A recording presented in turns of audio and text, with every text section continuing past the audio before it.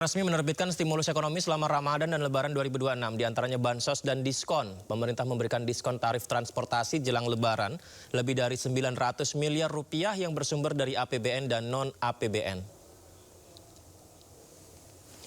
Pemirsa, semua transportasi darat, transportasi laut, transportasi udara hingga layanan pelabuhan mendapat besaran diskon tarif bervariasi mulai 17% hingga 100%. Berdasarkan data, ada 110,43 juta orang melakukan perjalanan pada libur Natal dan Tahun Baru 2025.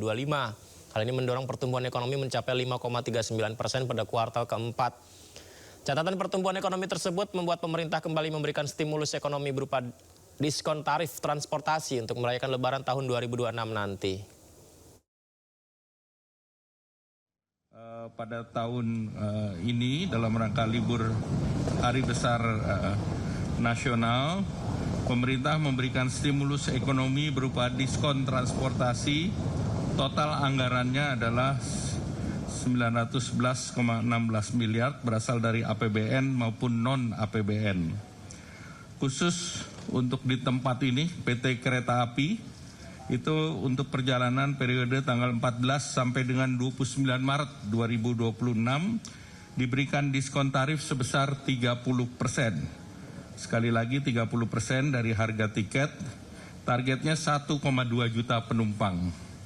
Kemudian angkutan laut, PT Pelni, untuk periode 11 Maret sampai dengan 5 April, diskon tarif sebesar 30% dari tarif dasar dan targetnya 445.000 penumpang. Demikian pula angkutan penyeberangan ASDP, tanggal 12 sampai 31 Maret, diskon tarif 100% dari jasa ke pelabuhan. Target jadi 100%-nya dari jasa ke pelabuhan. Kemudian targetnya adalah 945.000 unit kendaraan dan 2,4 juta penumpang.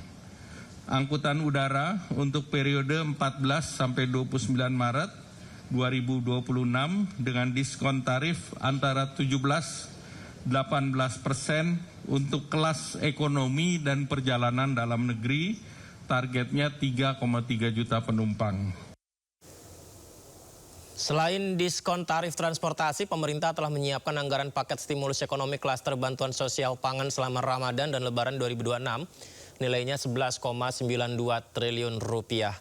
Menteri Sosial Saifullah Yusuf menegaskan paket stimulus ekonomi bantuan pangan yang digelontorkan khusus selama Ramadan dan Lebaran ini untuk mendorong daya beli dan mobilitas masyarakat selama Hari Besar Keagamaan Nasional. Bantuan pangan disalurkan selama 2 bulan yang dimulai pada bulan Ramadan atau Februari 2026, target penerima manfaat sebanyak 35,04 juta keluarga penerima manfaat. Untuk bulan Januari, Februari, dan Maret. Artinya ini insya Allah sampai Lebaran. Penerima manfaat itu sifatnya dinamis karena kita berpedoman kepada data tunggal yang telah dimutakhirkan secara berkelanjutan oleh BPS. Maka itu penerima manfaat bisa jadi di triwulan pertama dapat, di triwulan kedua dapat, mungkin di triwulan kita tidak dapat.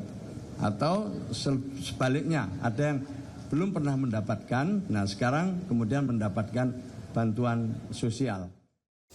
Selain menyalurkan paket stimulus ekonomi bantuan pangan dan diskon tarif transportasi, pemerintah juga menerbitkan aturan Work from Anywhere atau WFH selama libur Lebaran bagi ASN dan karyawan swasta.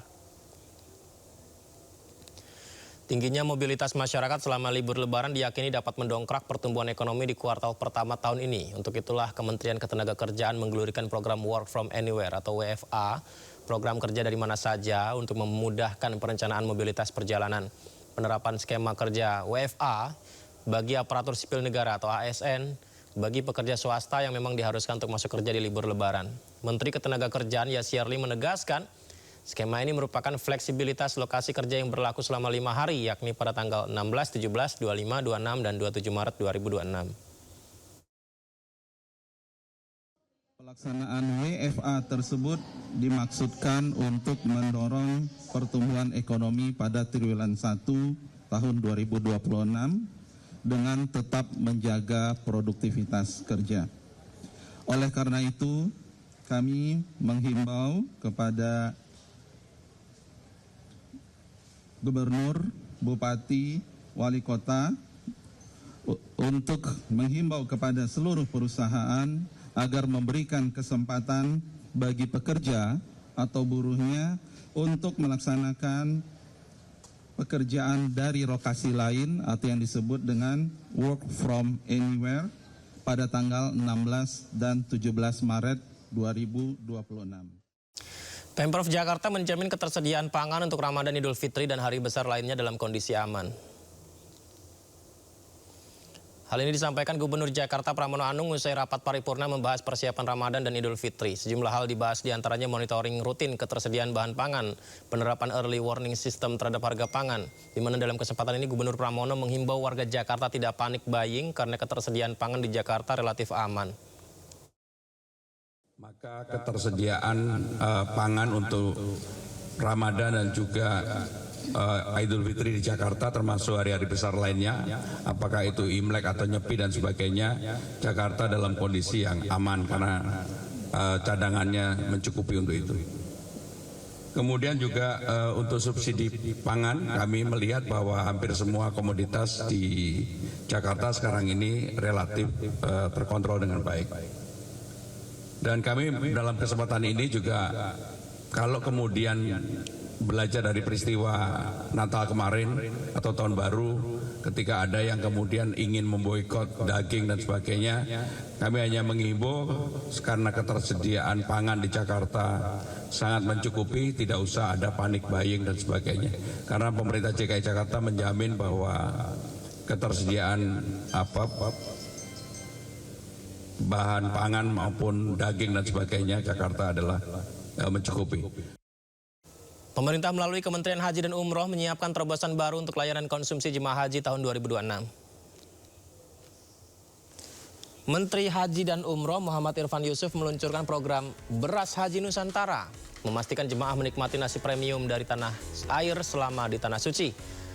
Program Beras Haji Nusantara diperkenalkan dalam rapat koordinasi terbatas di Jakarta pada Senin pagi kemarin. Total kebutuhan beras untuk lebih dari 205.000 jemaah dan petugas haji tahun ini mencapai 2.280 ton. Jumlah ini untuk memenuhi kebutuhan 78 kali makan di Mekah, 27 kali di Madinah, dan 6 kali di Armuzna. Menhaj menegaskan beras yang dikirim bukan kualitas biasa, melainkan spesifikasi premium long grain dengan tingkat pecahan maksimal 5%, sehingga selain menjaga cita rasa, langkah ini juga ditargetkan menghemat anggaran dengan harga yang lebih kompetitif dibandingkan harga pasar di Arab Saudi.